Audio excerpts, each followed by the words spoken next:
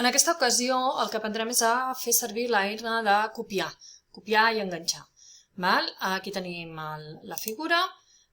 Es tracta de que copiem i enganxem la figura un rectangle vermell en aquests.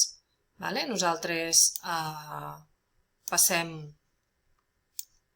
un requadre vermell aquí i ara el podem copiar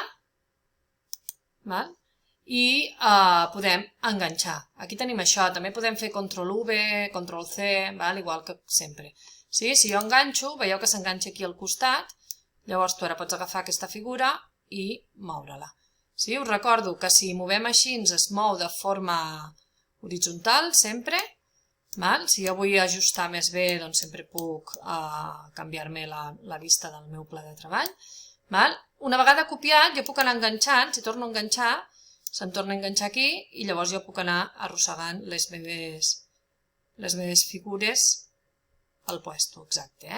I puc tornar a enganxar i la torno a moure. Per tant, ja veieu que copiar i enganxar és relativament senzill. Perfecte.